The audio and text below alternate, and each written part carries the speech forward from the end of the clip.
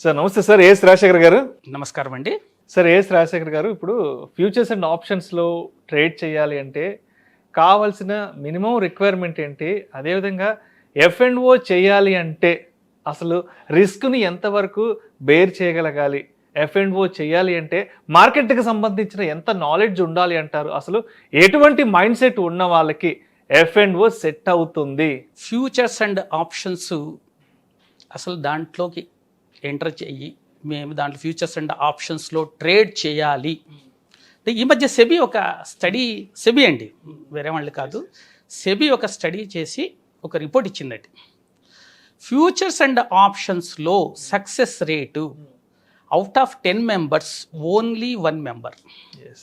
అంటే success rate only 10%. 90% are the losers.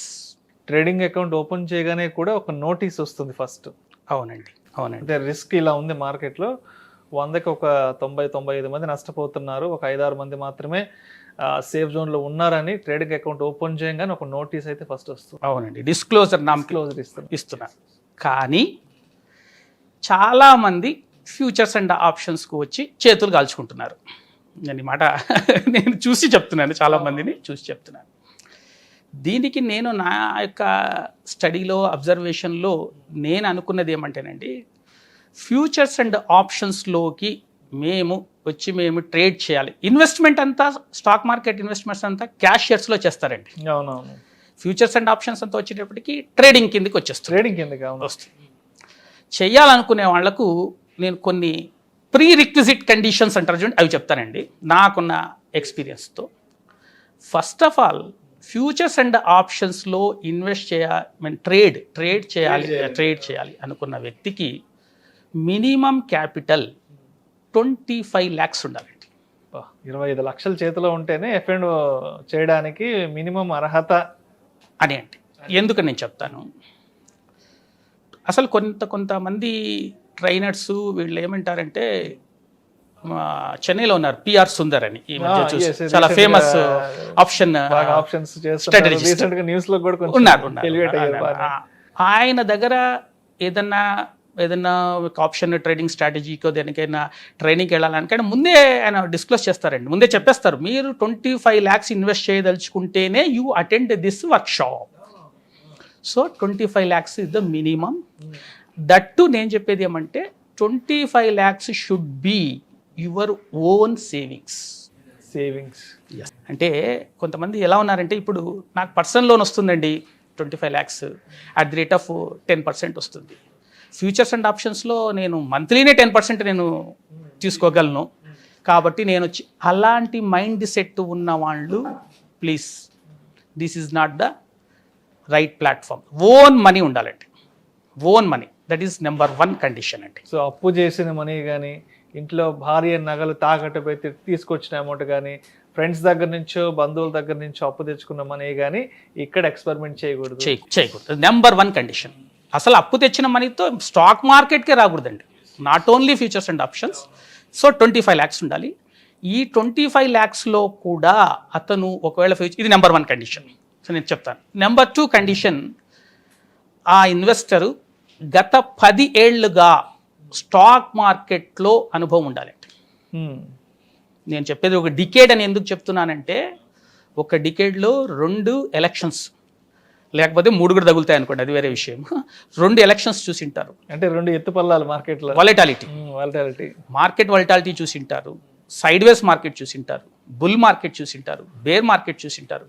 అప్పుడు futures and మార్కెట్లో ఎలా మీరు అప్పుడు మార్కెట్ గురించి కంప్లీట్గా అవగాహన ఉంటుంది. కాబట్టి అంటే మామూలు ఆ 10 ఏళ్ళు ఆయన క్యాష్ మార్కెట్లో 10 yearsగా ఎక్స్పీరియన్స్ ఉండాలి. మ్యూచువల్ ఫండ్ ఇన్వెస్టర్స్ కాదండి, నేను 10 yearsగా మ్యూచువల్ ఫండ్లో ఇన్వెస్ట్ చేస్తున్నాను, నేను ఇప్పుడు 25 లక్షలు నా దగ్గర ఉన్నాయి, నేను ఫ్యూచర్స్ అండ్ ఆప్షన్స్లో ఎంటర్ అవుతానంటే కాదండి.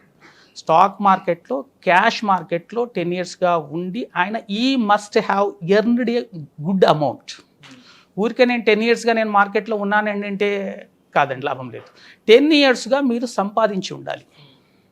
మీరు అర్థం చేసుకోండి, 10 yearsగా మనం ఎంత సంపాదించాం. సో సంపాదించి ఉన్న వాళ్ళు ఎందుకు చెప్తున్నాను 10 years అంటే, ఈ ఫ్యూచర్స్ అండ్ ఆప్షన్స్ అనేది నేను ఒక దాంట్లో ఇన్వెస్టర్స్కి మన వాళ్ళకి అర్థమయ్యేది చెప్పాలంటే, ఫార్ములా 1 రేస్ ట్రాక్ అండి ఇది. మన కారు ఉంది, కార్ డ్రైవింగ్ ఉంది అనేసి మన కార్ అని ఫార్ములా రేస్ 1కి వచ్చినామంటే మన కారే కాకుండా శాల్తీలే గల్లంత అవుతుంది. అలా ఉంటుంది. ఒక్కసారి 10% ఒక స్టాక్ 10% డ్రాప్ అయితే ఏం చేయాలి? మీరు ముందే పుట్టు కొనుక్కుంటారా, లేకపోతే పైన కాలమ్ముతారా, కింద యావరేజ్ చేస్తారా? ఇవన్నిటికీ కావాలంటే 10 years ఎక్స్పీరియన్స్ ఉండాలి.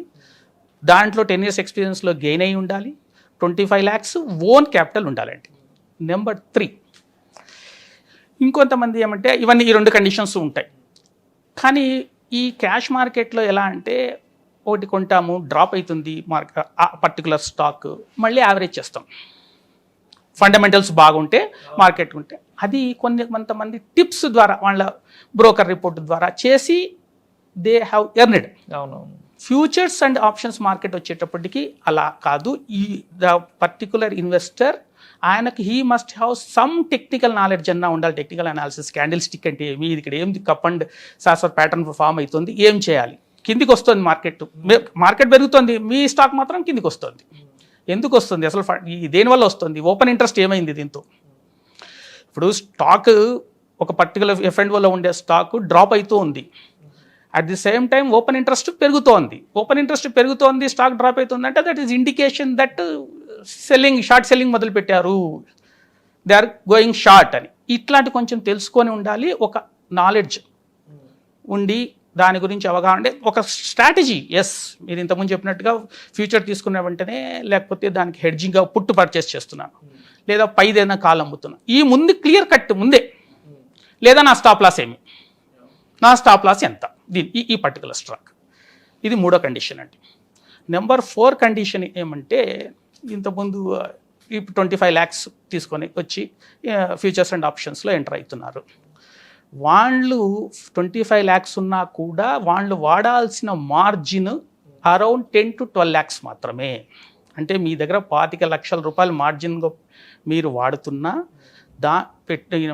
మీ యొక్క బ్రోకింగ్ అకౌంట్లో ఉన్నా మీరు దాన్ని యూటిలైజ్ చేయాల్సింది 50% ఓన్లీ.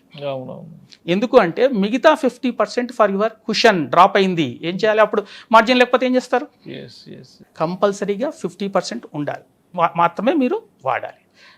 ఇంకా most important pre requisite condition ఏమంటే ఫ్యూచర్స్ అండ్ ఆప్షన్స్లో వచ్చిన వాళ్ళు ఇదేదో బాగుంది, మనకు 3 lakhs మార్జిన్ లేదా 50,000కే బ్యాంక్ నిఫ్టీ తీసుకోవచ్చు, ఆప్షన్ తీసుకోవచ్చు.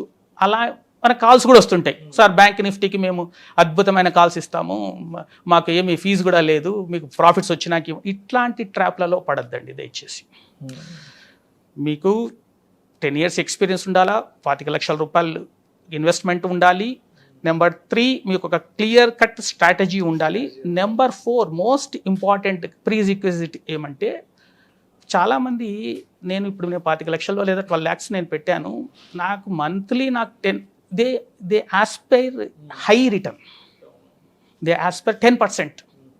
అది వెరీ వెరీ హైలీ అంటే ఇంపాసిబుల్ అని నేను అన్ను, అలా చేస్తాం. కానీ అవన్నీ institutional investors, high net worth individuals, they can. మీరు నేను ఇచ్చే సలహా ఏమంటే ఇవన్నీ నేను ఇంత మునుపు చెప్పిన 3 కండిషన్స్ కూడా ఫుల్ఫిల్ అయ్యి దీంట్లో చేస్తున్నానండి అంటే 4th ఇంపార్టెంట్ ఏమంటే don't aim for high rate of return. మీ యొక్క క్యాపిటల్కు 5% పర్ మంత్ అంటే ఇయర్లీ 60%. Very beautiful. తెలుగులో చెప్పాలంటే 5 రూపాయల వడ్డీ. అది గనక మీరు అచీవ్ చేయగలిగితే మీరు ఆ మంత్లో ఇంకా స్టాప్ చేసేయాలి.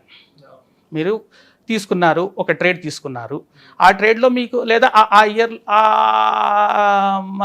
దానికి సంబంధించిన సిరీస్లో మీకు 5% రిటర్న్ వచ్చింది, ఆ పర్టికులర్ మంత్కు మీరు స్టాప్ చేయండి. If you aim high return in the futures and options market, you yourself are inviting the risk, not at all advisable. ఇదండి నేను చెప్పాను. Thank you so much S Rajasekhar garu. F&Oలో రిస్క్ రివార్డు ఏ స్థాయిలో ఉంటుంది, F&O చేయడానికి minimum ఎంత capital requirement కావాలి, అదేవిధంగా ఆ క్యాపిటల్ని కూడా మళ్ళీ ఏ విధంగా డైవర్సిఫై చేసుకోవాలి అనే అంశం గురించి ప్రేక్షకులకు చాలా డీటెయిల్డ్గా, చాలా ఇన్డెప్త్గా, చాలా క్రిస్టల్ క్లియర్గా ఎక్స్ప్లెయిన్ చేశారు. Thank you so much sir. It is my pleasure అండి. Thank you.